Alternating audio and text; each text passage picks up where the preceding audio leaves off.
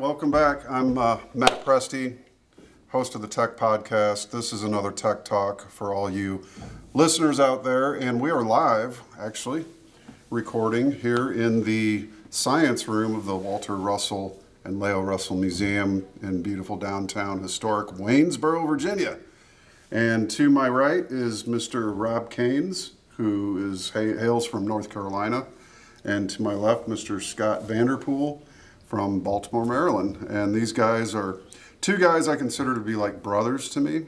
Brothers from another mothers, you could say, who found the others. A little point to the song there, yeah. But yeah, these guys are gracious enough to come down and just kick around, have some good times and some fun, and help me with some crypto stuff. I'm surrounded by two crypto minds here. And we were talking all kinds of good stuff last night about crypto, and if you'd have told me 3 months ago that I'd be setting up an ant miner and learning how to mine crypto myself, I would have laughed you out of the room. But stranger things have happened in life, and the thing is louder than your guitar, man. It is loud. It's totally loud. I mean, it's totally loud for sure. And so we had to build a case around it without obviously making it hotter with venting and whatnot. So we brought the dB down about 30 dB. You know, it's sound sorb wall and all that good stuff. So, but nonetheless, things are happening, and I figured we'd get together and shoot the shit a little bit with two other 50-some-year-olds like myself. We all grew up chewing some of the same dirt and cartoons and Sesame Street. 1, 2, 3, 4, 5, 6, 7, 8, 9, 10, 11, 12. 12. Classic. All right, yeah. And so anyways, why don't you just... We'll go left to right and just introduce yourself for the Tech Talk audience. Okay, so my name's Scot Vanderpool. I met Matt, I guess this is probably 2019, when I've been studying science just out of my own curiosity, and found Walter Russell and his science, and I was like, man, this is like, the more I look at this stuff, it's deep, and I think this is worth investigating. So I started, investigating it for years, and then finally in 2019, I was like, hey, what is this University of Science and Philosophy? And I just reached out and introduced myself, and ended up coming to the 2019 homecoming event, and that's where I met Matt. And since then, I've been coming to every homecoming and getting more involved until I actually, so Matt and the previous chief science officers kind of stepped down from their positions to go do something else. Yeah, and, we're digging ditches, And so then I ended up becoming the chief science officer of the University of Science and Philosophy, and I, it's been great because I've, had access to some of the stuff that has not been released to the public, and it really enhanced my understanding of Walter Russell's concepts of all his science, and it's great. So I love it. So I'm really happy to be here. Archives. Have you been in the archives? Yes, been in the archives. From 1 to 10, rate the archives. Oh man, it's an 11. I mean, there's just stuff in there that, to see some of Walter's original drawings, and where he's kind of figuring things out, how is he going to present this, in what form is he going to present it, and just a lot of interesting stuff, other people that interact with the USP who bring interesting things. yeah, it's great. Cool. I could spend, a lot of time in there. Yeah. So, All right. I'll ask you more about the Chief Science Officer Yeah. gig, and thanks for filling in that position Yeah. because, it's helpful to have somebody that can answer questions directly and Yeah. has a firmer grasp of the science. Nobody has a grasp of the science 100%. It's so new. yeah. But you really got to use the word of Richard Delaney, you got to be a Walter Russell purist, in a sense, to grok as much as you possibly can from this kind of a master. Only because if you're going to mix it with quantum physics, you've already lost the game. You can't mix it with things that he remonstrated against and said have no existence, and that if you believe that, the moon might as well be made of green cheese because that has more reality than the idea of a nuclear atom, for instance. But to you, Rob, why don't you just give a little introduction and let the audience here know how did you get into the work of Walter and Leo Russell? Yeah.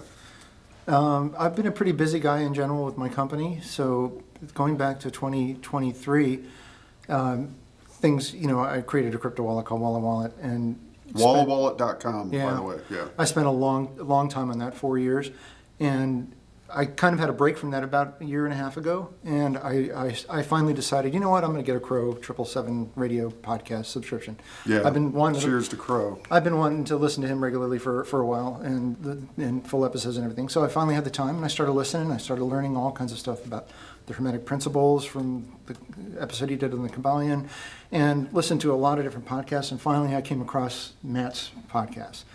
And then soon after that, Darren too, because Darren was on there as well, the chief science officer at the time of the Walter Russell Museum. And that just blew me away, learning everything, this new model of the universe. I mean, breathtaking, and it filled in so many gaps. Things made so much more sense. So anyway, I went and bought all the books. I came here. Jeremy Boyer gave me the tour of the museum. Wonderful tour. I highly recommend it.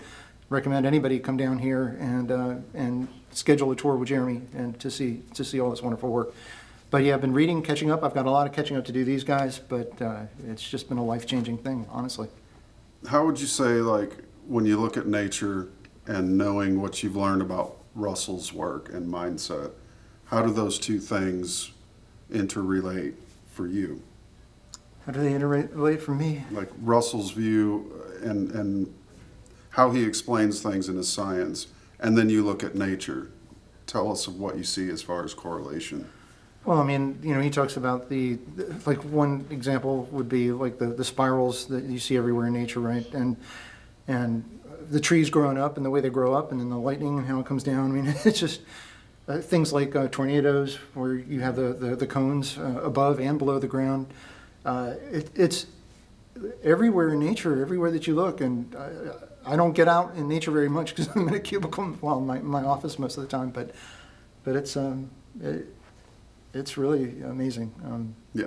Yeah. So they say you can't have correlation without causation, but the cause of motion itself is something Russell tackles. How matter emerges from space, how it lives for its cycle of temporality, and then disintegrates and radiates back into space from where it came. Yeah. And I know you got heavy on the Universal One in the beginning, right? Yeah, me too. So Yeah, you just did a presentation here recently. Yeah, you too. And Scott's presentation, he basically gave a very nice rundown on a lot of the principles of the Universal One. Yeah. And what a lot of people may or may not know is that Walter's maturation of his concept happened over a period of about 40 years. And he released his last iteration of the science principles in 1957 in the book Atomic Suicide, which is currently out of print. Get it reprinted, please. Yes. Yeah, and anyways, Better I've been pictures, giving too. the staff a bunch of trouble about getting the book reprinted because it's one that changed my life. I wouldn't be here if it wasn't for the book Atomic Suicide, but I found a version of that on the internet for like $11, and Yeah. with a really nice print. The old first edition. Oh, wow. Yeah. But if you can hold off and visit philosophy.org in about 3 or 4 months from now, that book should be restocked, and every bit helps preserve the Russell legacy. But with the gravitation radiation of Universal One, you touched on those principles nicely in your talk, and of course Russell switches to an electric universe view of one force versus two. But that force is electricity, which does a seeming two things, charge and discharge. And so those plus 1, 2, 3, 4s locking potentials, and your anodes and cathodes and such, and just a really incredible way to look at it. But when you read the Universal One for the first time, what kind of an impression did it leave? Oh man, it was mind blowing. It was absolutely mind blowing, because here was this book, which I highly recommend it to, go to philosophy.org, get yourself a copy of. Now, well, first I have to say, when I first discovered Russell, I actually looked online for like a pirated, copy of the Universal One. That's how I first interacted. But once I started reading it, and I realized, I was like, man, I need to go ahead and buy this book. Number one, to support the University of Science and Philosophy, but number two, just to have it in my hands and be able to notate it and go back and reference it, because it's a book that you can read more than once. Like you will get more out of it, every reading, because it's such a new concept, and it's so dense with, he explains everything that you would have a question about in the universe. Everything is explained in there, all with a theory of everything. Mm-hmm. And so, that was mind-blowing. And I found myself reading through it and understanding some of what I read, but had to keep going back and reading it again and again, because then I started learning the concepts. Then once I kind of learned this one puzzle piece of the concept, then another one would become more clear, like, oh, that's what he means. Whereas the first time I read it, I really didn't know what he was talking about. So I would recommend people read it again, because your understanding of it will grow the more you read it. It's just because it's such new information that it's just your brain isn't ready for it the first time almost, But yeah, that definitely was the springboard for me to once I saw how thorough he just described everything, and it's got great, pictures in it, diagrams, explaining everything. And there's not a lot of math in it either. So there's not a lot of math in it. His whole concept is, even though I don't want to say simple, it is simple, and however, it's just very in depth, and so the mathematics required to describe things, he has essentially one formula, the formula of the locked potentials. That just is going to describe everything. But then but like you said, he matured over the years. Over 40 years. He wrote more and more books describing the same concept, just in different ways. And he got just more mature at describing it. And there's a book, the Russell Genero-radiative concept. Yeah, that was his addendum to Universal One, which included a few corrections. And that was released in 1930.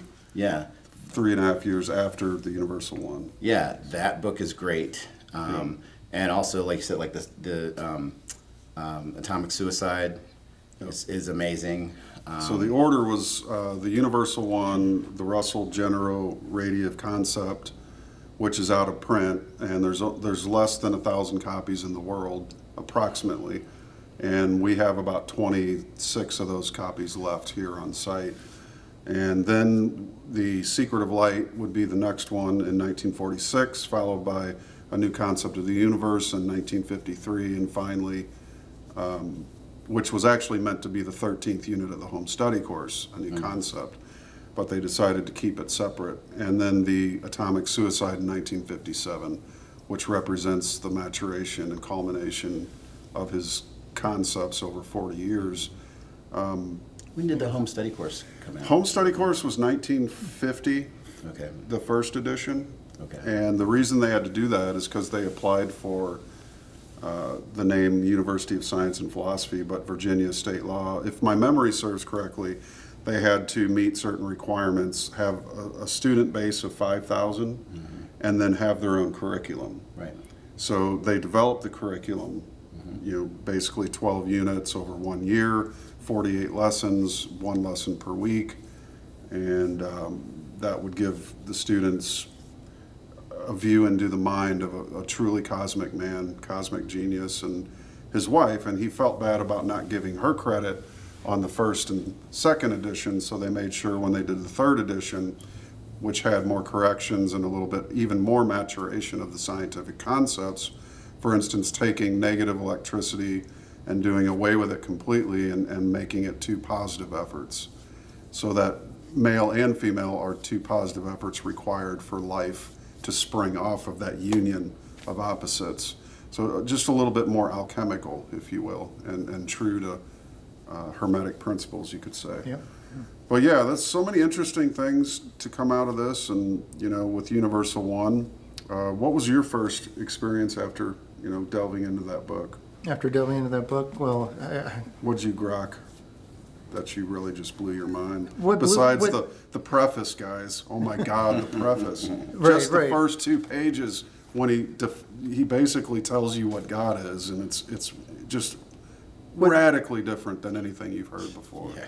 what blew my mind is going to be probably not the same thing that blows most people's minds, but for quite a while I was a Christian. I wouldn't really consider myself one now. Now that I've found a lot more to the story, but one of the things I did study back then were the 7 sets in the scriptures, all the 7 spirits of God, the 7 churches, the 7 trumpets and seals and all that. And I put them all together, and they really tell a story from beginning to end. And I don't know how many people have done that, but it's really pretty amazing, both on a collective level, where it describes where we as humanity are going, and from the beginning to the end, because the first one has to do with the fall. And the last one is, after the kingdom comes down, but also on a personal level, personal development. But then I watched that Crow episode, and I learned about the Kabbalion, and I read that, and that's my first real exposure to the Hermetic principles, which I really dug into pretty deeply. And then I realized, wow, these 7 Hermetic principles, they fit that same story, the fourth one in the middle, and then you have, it's kind of like the menorah, which actually shows up in Walter Russell's Mind of the Ages painting. Yeah. So he found it important enough to put in there, and now I know why, because those 7 principles, the 7 Hermetic principles, line up to the 7 sets in the scriptures if you organize them correctly and you understand them. And then Walter Russell went ahead and did the same thing. That's what blew me away when I saw Universal One and I saw his pendulum in there, and the center, and then it splits out and out and out, and I saw the 7 set right there. And then the more I got into his work, the more I realized that he really does follow these Hermetic principles very closely. I mean, as above, so below, an obvious one. But they all work on the middle one is mentalism, right? And the beginning one is gender, because you have the fall of Adam and Eve in the garden, so you have the male and the female. The last one is kind of its opposite, which is polarity. And remember, at the end, Christ comes and he says, he was talking about the hot and cold in Laodicea, right? So you have your polarity there. So there's these amazing connections between the Hermetic principles, Walter Russell's science, and the scriptures. And I'm at the point in my life where I think that it's likely that these scriptures were written by the priest class to maintain, knowledge, this hidden kind of knowledge throughout the ages, to keep it from being corrupted, but in such a way that it's hidden from the masses, but the priest class themselves understand it, and they derive your power. literal and your adept level Yeah. of understanding. Yeah. Exactly. Yeah. So it's a long subject I can go into a long time about. But, Well, you recently, and he's really good at this, Rob, lined up. I told my musical story to him about when I started playing, and each progression after that, and he goes, "That's a 7." The period of 7 years from '89 to 96, right? Right. And then 96 to 2003, 2003 to 2011, Yeah. 2011 to 2018, 2018 to 2024, and we're just getting back into music. We're actually doing some concept writing and coming up with songs, old and new, that we've written in the past, and rehashing some things, and we're looking to do a musical project. Matt's like the most prolific creative person I know. Oh, yeah. Without a doubt. Yeah. And I've played with some pretty creative guys in my past, but Matt is off the charts. Oh, yeah, definitely. But yeah, we're goaling it for 2025 to do a 9-song EP, kind of maybe a concept album. We're not sure yet, but if there's any drummers out there who have super Danny Carey / Neil Peart / super technical skills but hard driving beats, get a hold of me. Fill out a contact form. Maybe we could send you some stuff over the net and you could do a couple tracks for us. But one thing about Russell that I found really interesting was there was a copy of the Kabbalion in the Russell books. I figured. In the boxes, and we put it on the shelf. But he never signed it. He always signed what he read, but I never saw that he had signed that book. Maybe he had it, maybe it was given to him, but I don't see that he ever might have even read it, which is interesting to me because through a divine revelation, you can also come to Hermetic principles without ever having been exposed to it. I believe that's the case. And I tend to think that's what happened to him, that, it reeked of Hermeticism because prior to studying Russell, I had read the Emerald Tablets of Thoth, I had read about Falconelli, the alchemist, and a couple books on him, and I also studied alchemical ancient drawings and stuff in a thick book. I can't remember the name of it, but it's all color and all these just exquisite alchemy drawings. And of course, in alchemy, you have the circle and the square, right? Which could be likened, to two-dimensional view of reality with shapes accordingly, and your sun and moon, and your Vesica Pisces with the child, Savior child in the center, which always represents a union of opposites. So I was always keen to look for those points in authors' works. And when I came across Russell, I saw literally the transformation in my own mind from circle and square to cube and sphere. And that blew my mind. I said, this guy is a three-dimensional alchemist, and reading The Secret of Light, getting into the drawings, and he says the soul working tools of creation are the cube and the sphere. I mean, it's just talk about mind-blowing.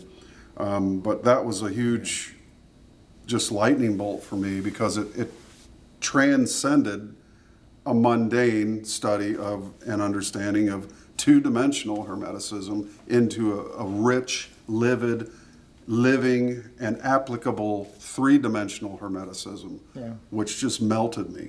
And when I read Atomic Suicide, I still say that book melted my brain. What a great book. Yeah. I bought that book for everybody in the dinner party. That we meet monthly for dinners in North Carolina, and Matt actually came and presented once. Yeah, it was fun. So a bunch of doctors and things. But so I bought the book for all of them, and I think they're scared to read it because of the title, Atomic Suicide. I think only one person started reading it, and so you guys better read it. Yeah. There's a section called "We Define God," page 107, and that's got to be the best definition, and it's not a light thing to take on defining what the Creator is. Yeah. In fact, it's considered blasphemous by some people, and or groups or organizations or religious leanings, whatever. When he released the Universal Law, and I've said this in countless interviews, but the Catholic Church sent him a notification that said the Pope would issue a decree against him if he reprinted that book. And I tend to still think that's probably the main impetus for why he never did. But thankfully Leo did. But again, he changed a lot of things between then and Atomic Suicide. But so hopefully the Atomic Suicide will be back on the shelves soon. And that's definitely a book worth having. If you're not into, looking at the history of atomic fission and what they do with the...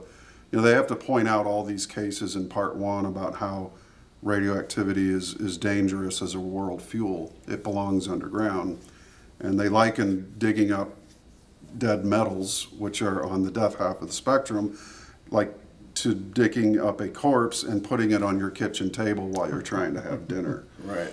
They felt that those metals served a purpose being deep underground and left alone. And it's only when we bring them up and we purify them, and then the shavings, and we light them on fire, and they melt down, and the water stops, we can't put it out. And so we're in that situation right now. and I don't know how long Fukushima will burn for, but, you know, there's a lot of conspiracy talk about nukes aren't real, and that's questionable, but dirty bombs, I think, are, and that's probably what all nukes are, in my opinion, are dirty bombs. You can see there's a picture of a nuke right here, and it's balanced by the other side of the nuke, which goes into the ground. So everything always has a second side and a center, which is, again, it's three-dimensional alchemy, three-dimensional hermeticism to know this. In all motion of opposites is always a fulcrum, which binds those opposites to its, you know, extending lever that moves upon it. So, but also many great things. Takeaways. We talked about some cool stuff. What are your takeaways? So, well, I just want to comment on Sure, how you said, you know, it went from two-dimensional to three-dimensional. That also was one of the things that really blew my mind and really Yes. stuck with me. Yep. So much so that, like, that became my brand. Like, so three-dimensional frequency. You know, I have a YouTube channel, 3D Frequency. Also on, you know, X as 3D Frequency. I'll put their that links really- below, guys, so check out their work. Your links, Yeah. his links will all be below this video. Go ahead. Yeah, and you know, so that really got me. That idea of, instead of the circle and the square, the sphere and the cube, you know, and how motion, we're used to thinking of frequency as like a two-dimensional sine wave. You know, that's kind of how it's shown in science. And I just, when I understood that, wait, Walter Russell is talking about frequency, but it's three-dimensional, that really did blow my mind. And it's like, yeah, that's, you know, our universe is three-dimensional, not two-dimensional, Yeah. right? And all motions are spiral, and all direction is curved. It's curved, Yeah. right. And that was also a, you know, getting away from kind of the standard, like, Newton thinking that, you know, an object in motion will just remain in motion in a straight line. You know, it's a big, like, he's saying that's like the natural thing that would be. Right. It's a subtle shift, but, you know, Russell is saying, no, actually the natural state is that something will be curving. Because it's always going to be affected by another force of gravity, of other,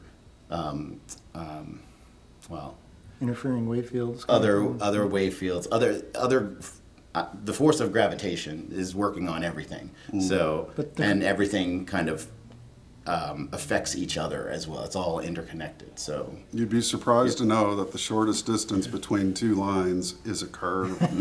right. Did you have a question or? Well, yeah, the gravity shaft thing, right? I mean, because we were talking about that the other night, how the gravitational shaft itself is not really, it's not really a force, it's a stillness, right? Well, Where- he likened it to God, and he said that God is the stillness, and That's the where the power the comes gravity is God. The G, you know, matches, right? Right. GG. So gravity is God, which is stillness, and you can locate God and gravity by the motion that moves around it. So we so often, in the materialist paradigm and views of life and the world and science and physicalism as a philosophy, we look at what moves. We look at what's already done, not what created it in the first place.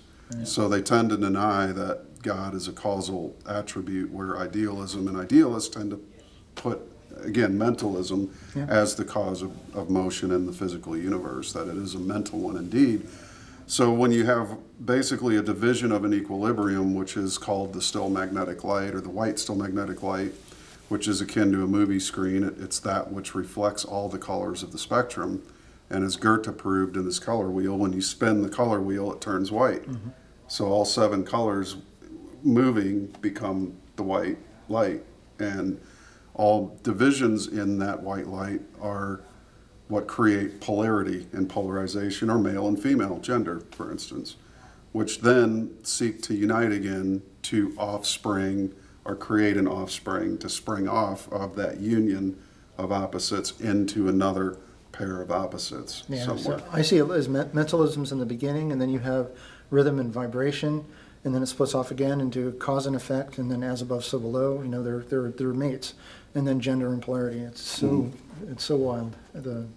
And so the gravity shaft will divide literally into polar opposites, south and north.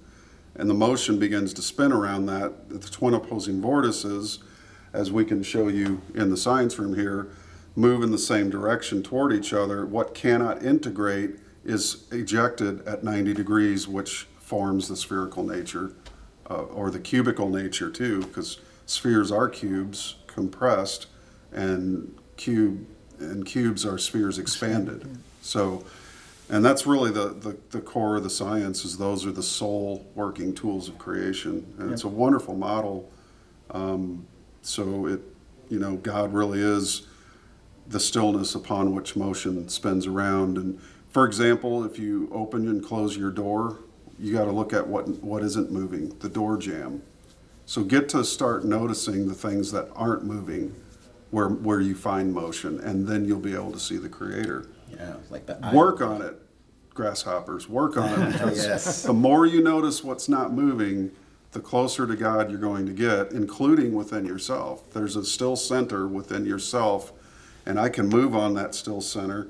But yeah, we have that power to recognize the stillness within us, which is the source of all power and motion, and that's really at 90 degrees to anything in motion. So yeah, that there's a tornado. Well, there's the eye of the storm. The eye in the center of that vortex. Exactly. Is stillness. Yep. And it's all that. The power comes from the stillness point, and it's spinning around that stillness point. The closer it is to that point, the more power it has. So it's So like you're saying, the tornado coming down, it's vacuous at the top, and it's winding up that space and coming up through the earth, just like this, like you see here. And it's at that 90 degrees where all the force of that inwinding is given off in 360 degrees. And that's why you see mobile homes getting blown away and stuff when tornadoes move through small towns, which it's sheer power. I mean, that wind up has to go somewhere, but it always leaves. That unwinding happens at 90 degrees to that gravity shaft, which is always stillness. Yeah. I know that's a concept. Like when we say gravity shaft and gravity, you guys have to realize, we're talking in terms of Walter Russell's concept. So Correct. We know that the word gravity, in traditional science, means one thing. That Newton's inward pulling force because of an apple that fell on his head. Right. And when we are talking about gravity in Russell's concept, it's different. Okay, so when we use the word gravity, just I want you guys to know that. So yeah. And it's like in order to understand Russell's concept, you have to learn the concept. You have to learn his concept. You can't just hear a little part of it and then try to compare it to, say, Newton's concept, or assume that it fits in Newton's concept. Right. That's right. It's not the same. And that's what we talked about earlier on, was that you have to really desire. It's you have to sort of be a purist, because again, Russell. That's why when I did the TEC series, the Secret of Light series, I started with defining a new cosmology. And we gave as best we could, because Russell never did this. He never collected his definitions. He wanted to, but he never did. So my old co-producer and I spent, quite a while putting that all together, and it took, some time, but we sufficiently, I think, defined those terms, and he redefined terms, and he had to, because they weren't applicable to the knowledge that he had taken back out of that experience of 39 days in the light during an illumination. But so it's it's a little bit of a learning curve, but there's a lot of tools out there. Scott's doing great work. This guy, he's yet to do some great work. I know it. He's gonna find a niche and be able to share some really cool things very soon. They're helping me out quite a lot here with some things that we're working on. But how about life-changing?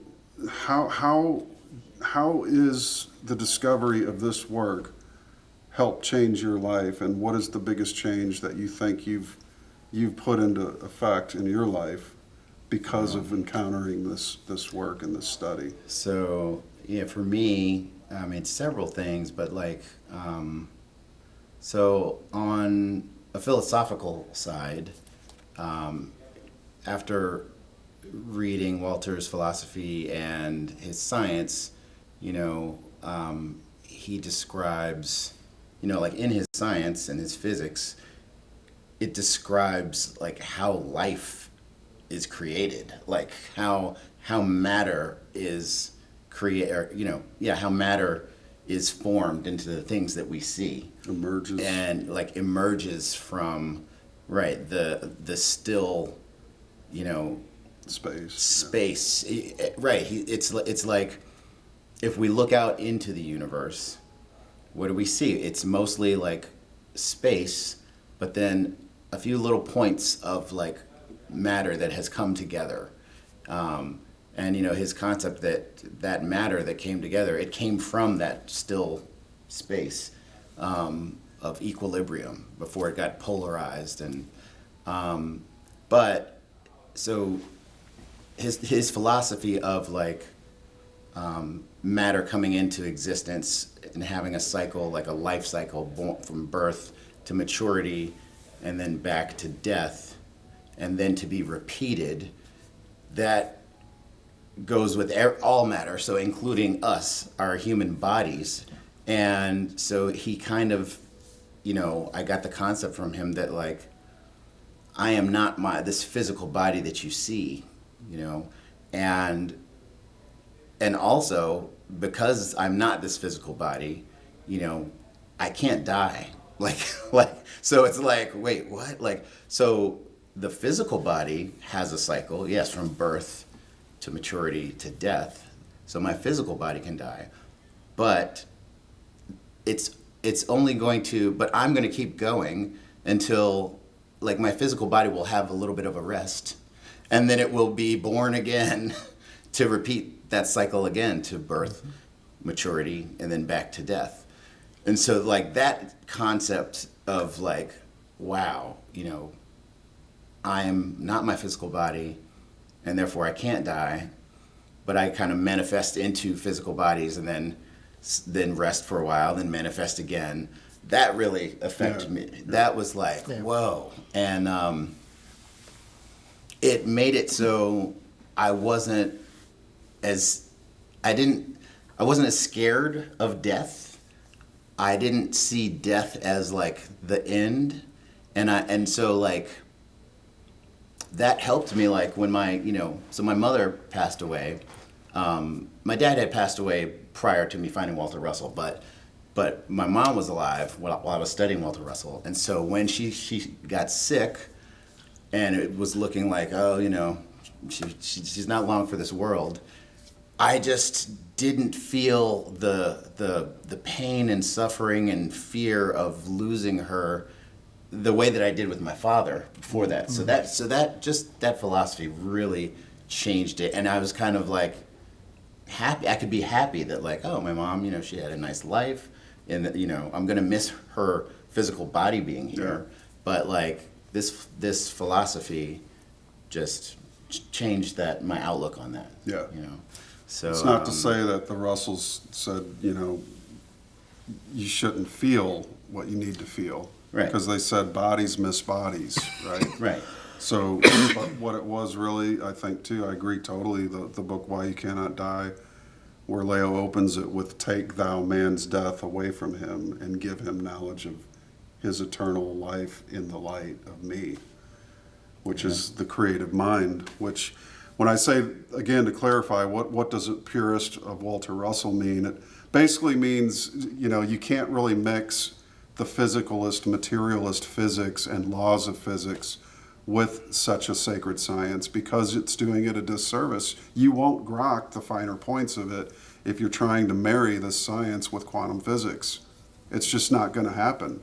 You can't relegate something so different with something that is so standalone. So to do it any respectful course of study, you have to understand that it's really on its own a seamless cosmology, and it stands on its own 2 feet, and does not, you can't mix with things that Russell himself remonstrated against. He said the quantum has absolutely no existence whatsoever, and it's a travesty of nature. He derided the idea and berated it as just a fallacy of man's senses. So in that sense, that's why you should come at it from that purest point of view. Lay down all the other things and take a look at it honestly. And you might maybe mix and match some things later, but if you're going to really grok it, you gotta spend time with it and unlearn a lot of the bad theories. And whenever you always know when a bad theory is applied because you end up with an anomaly. That's how a bad theory comes about. But as far as the beauty of the philosophy, it's hand in hand. The science and philosophy are one, really, and that's what's so cool about it. But it's wonderful that people can study it and take some things like that away from it. Yeah, I mean, it was the science and the philosophy going hand in hand was the thing that actually, I first was interested in the science. And once I saw how amazing the science was, I was like, whoa, well, if this guy was this correct on the science, maybe he's correct on his philosophy too. Yeah. Because parts of his philosophy, I admit, were kind of hard to believe and kind of hard for me to take in at first. But the more I studied his science, there's parts of his science that were hard to take in and believe at first. But the more that I studied it all and saw that whoa, this stuff is agreeing with observations of nature. Yeah. And Hermeticism. More so that, right. And the ancient Hermetics. I mean, it's all right there. Yeah. So that was the proof for me, Yeah. to be okay, well, if he's so right here, he's probably, there's a good chance he's right over here too. Right. And so anyway, you have to study it as its own thing and learn the concept first before you can try to compare it to anything else. I mean, I already knew that quantum mechanics, when I studied, just traditional science, I was already okay, that quantum mechanics, that's a nice try. I mean, but it's just not quite the whole truth here. Right. So there's more to it than meets the eye. But I want to ask you the same question. As far as life changing, one thing that you took from this that was life changing, what would that be, and how did it affect you and change you? I mean, the fact that it literally blew the whole paradigm apart that I was, living under before. I'm waiting for God to return, His Son to return, right, and to take us away, right, away from this place, or if I happen to be around here when I die, we're so close to all the events happening in the world now, who knows what would come first. But it seems like there's always end times. There's always these ages and always these end times because everything happens in cycles, and they take advantage of those cycles and capitalize on them, by controlling narratives and all that. And but yeah, so my whole worldview was shattered there. I also read the works of Robert Taylor. He wrote the book The Devil's Pulpit. That was a really big one for me because he goes into the astrotheology aspect of it. And he was a surgeon. He was a surgeon in, was it the 1700s or 1800s? Maybe I think it was 1700s. But anyway, what a book that was. Another author that I learned from Crow's Show. And so here, I'm realizing that the Bible has some things right. The God is within us and we're within God. That still white magnetic light, that plane that divides us.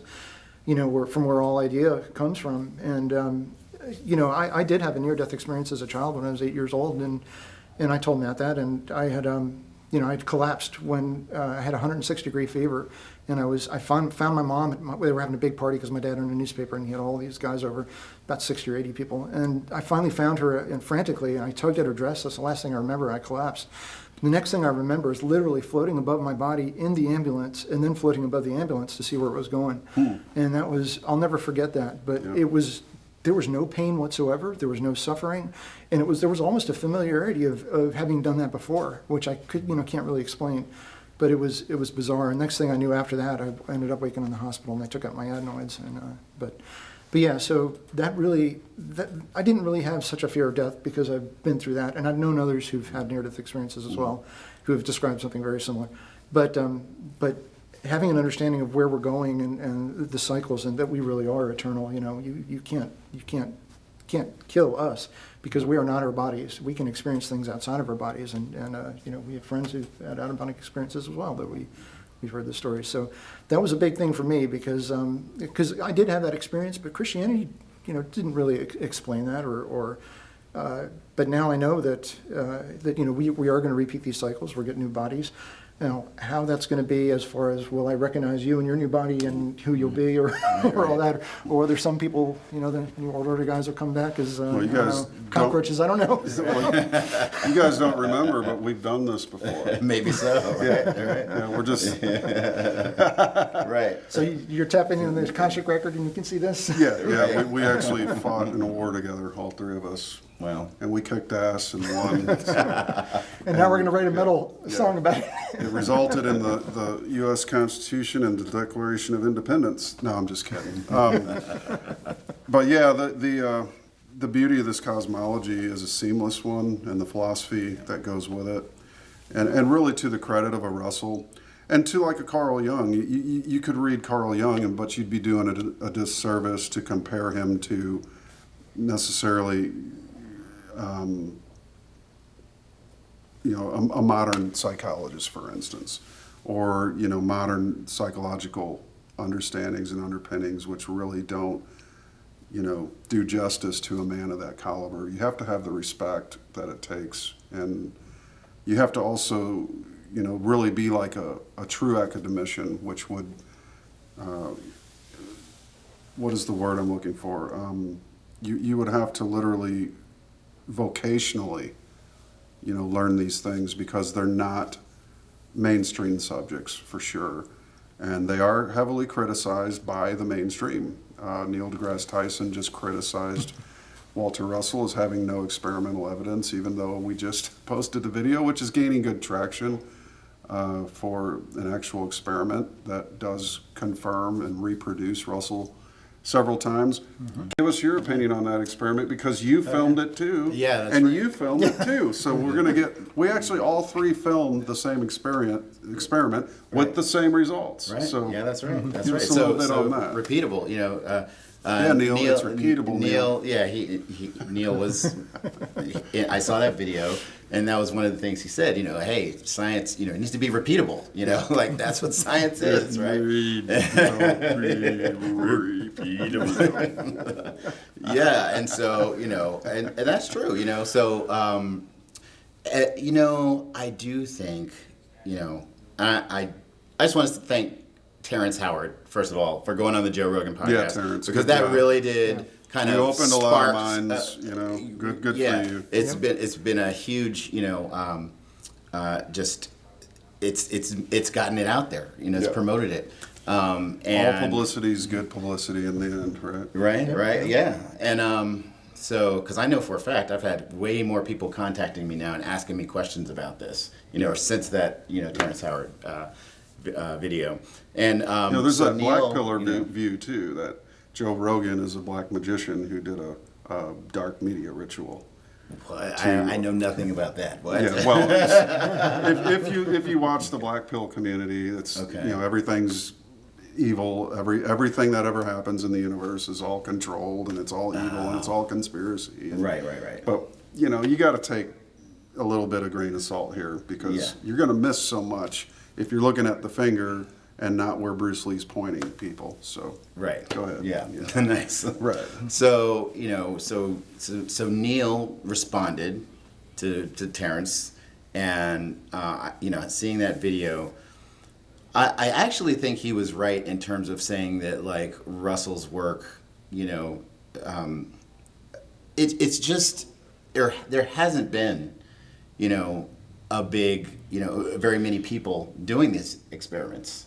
And I just feel Russell's work Because it's been hidden, right? has been hid. Either it's been hidden, or just for whatever reason not researched. Yeah, nor has it really been know- sufficiently explained or reproduced or Right. even videoed or whatever. Right. So, And I think that in itself, I know for a fact, because I spent years learning his concept, and I know it takes a long time to really learn it. Even if you kind of, like me, like I kind of intuitively kind of saw, well, it looks like there could be something here, but science is more than that. Like then you have to go and do the work and find out if there is something there, right? And I think Russell's concept, it definitely does challenge the traditional science, current concepts. Yeah. Okay, so some people will just not want to look at it just because they're threatened by it. But for those scientists who actually have an open mind and are actually, so in my opinion, are actual scientists who have an open mind to search for the truth, then you could start to learn Russell's concepts. And then you will see that there are experiments that can be done. I actually think, yes, there needs to be more people doing experiments. So my whole... I welcome that totally. Right, Absolutely. right. My whole YouTube channel, 3D Frequency, is basically going to be trying to do small clips of explaining, Russell's parts of Russell's concept, because it's like a lot of puzzle pieces that you have to put together. That would be really And helpful. this way, people can interact with it when they can, and learn it in little bite-sized chunks. But I also am planning on starting a group a community where people can come and interact with each other and me to just try to raise the awareness and raise the understanding of the concepts. Because like when I was studying this, I wish I had someone there to kind of talk with. Right. Yeah. I mean, there is on one hand, there's That's probably why interacting you with the journeyed books. down here, just to have that opportunity. that's right. That's why I came to Virginia in 2010, was just to find somebody to talk to. Right, And right. I ended up meeting the student body, and who knew I'd go Yeah. on to be here today doing... Right. Now I do want to say, because we were talking with Jeremy last night, and Yep. he has a very good point about how, you can interact with the books, from Walter Russell's, all the books, just one-on-one, you and the book. And, that is important. None of the stuff that I'm talking about, going to YouTube and, or being in a group or whatever, that's not a substitute for reading the books yourself, okay? Right. So I just want to say that. Sure. But if you are reading the books yourself and you're serious about learning, then having a community of people to talk to, then that augments it, in my opinion. Right. And also something Jeremy said was getting to the museum and actually seeing it all. Yeah. Get your eyes on the actual prize. I've said this many times, there's a lot of messages in the world, but few of them have 64 tons of art and sculpture to back them up. Oh yeah, talk So about Yeah. prolific. your proof is hanging everywhere in this place that the guy was a master, and he deserves that credit, and he hasn't been given it. He was denied Nobel Peace prizes by lesser minds who took his ideas and then got those prizes, even though he had copyrighted them. Heavy water, he predicted deuterium, tritium, neptunium, and plutonium, as well as other things. And the inert gases, you don't need an ether when you've got names for each one of the gases in space, and you've got a compressive surrounding of the Earth versus an inward pole of gravity. There's just so many things that I think, even if you're flat Earth or round Earth, it's sort of like Russell's in between that, and we're the bastard stepchild that nobody wants to acknowledge in the room, but so much of this would put so many different, things and questions and provide the answers, and we're just getting started, guys, with the experiments and other things. There's going to be so much more to come, but... Yeah, and that reminds me, I want to address I've seen some response videos to Terrence Howard's interview, because he talked about Walter Russell's periodic table, and I've heard both sides, positive and negative responses, but I want to address the negative responses here.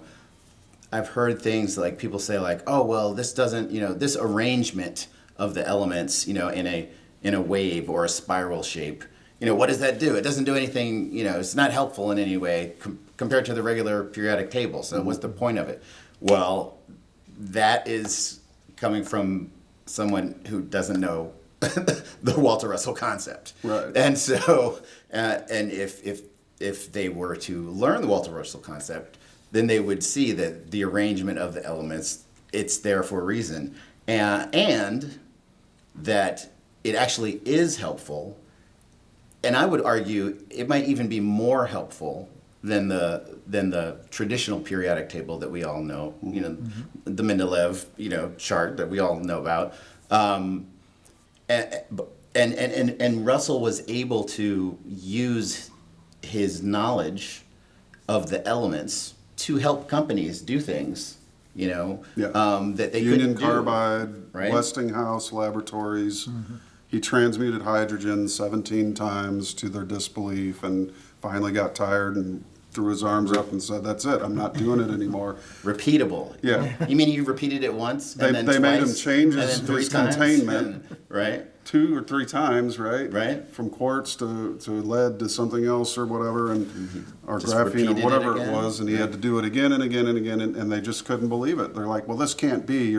This must be wrong. That the numbers must be wrong. He's like, it's your guys' stuff. That's right. It's your equipment, But at some point, and that's I'm repeating it you gotta again throw, and again, you gotta 17 throw your times. hands up and Right. walk out because they aren't going to get it, But yeah, good Yeah, point yeah. on academicians coming to this. You're gonna get a lot more out of it if you can just keep an open mind. That's very important, and never keep one so open that your brains fall out, of course. But don't be so closed-minded too that you're not open to new principles, because all laws, and I've seen myself several laws of physics that have been broken repeatedly. So how that plays into the future, it's really up to each individual to decide for themselves. Are they going to believe said laws? And once you establish a law, you can't go past it. It's like a gate, and there's this massive open field or an ice wall. No, just kidding. And you can. There's new land past the ice wall, guys. So the ice wall here is the frozen thoughts of conditioning through learning by rote. And that's the unfortunate side of this. If Newton would have sat and watched that apple decay and the gases rise up, he might have had a complete theory of gravity. He could have explained how that apple got up into the air in the first place. But we're running down on time for this Tech Talk, and I'm going to turn it over to you just for a quick goodbye. Say your websites and where people can reach you. And, of course, everything will be below this video in the more info section. So visit these guys and give them a like and follow. So you can find me at 3D Frequency on YouTube. You can find me on X, which is formerly known as Twitter, at 3D Frequency. And soon to be coming, I'm probably going to be starting a group on school, and it'll be probably titled the 3D Frequency Science Lab. And so that's where you can find me. And I just a message in general to traditional scientists: please have an open mind when you interact with Walter Russell stuff, to not just dismiss it automatically. If you want to, without like learning about it some. Yeah, don't be a knee jerk. Please, you need to learn about. If you can learn about it, you will start to see that there's something there that will be helpful to humanity. Yeah, and we're not religious here. We're not going to go, at least not on camera, go worship the Russell head and bow to Russell. Right. No, he'd have our butts if we did that. And basically, the takeaway for me is Russell said it's you and God. Nobody in between you. That's it. You and the Creator. And they said that, and they said, if you worship us, you don't get what we're talking about. So just that little caveat. I love the cult-proof nature of this university, and what I've worked real hard in my years to make sure that we moved away from that stigma, which followed us around for a long time. So fortunately, give it a closer, Mr. Rob. My name is Rob Kainz. I'm a software engineer. I live in North Carolina. So you can reach me at rob.kainz@ledgerama.com. or through wallawallet.com, which is our Apple and iOS and Android app for the cryptocurrency for Hedera. And yeah, this guy's a software extraordinaire and a brilliant guitar player. Yeah, I do have YouTube videos too of me playing guitar, a playlist out there. I don't know the link offhand, but I'll get it to you. Yeah, we'll put it all under the videos. So, all right, guys. Well, we signed on with a hello, hello, hello. Should we do a goodbye, goodbye? Sure. All right. Goodbye. Goodbye. Goodbye. Perfect. Nice. That's going to be a fun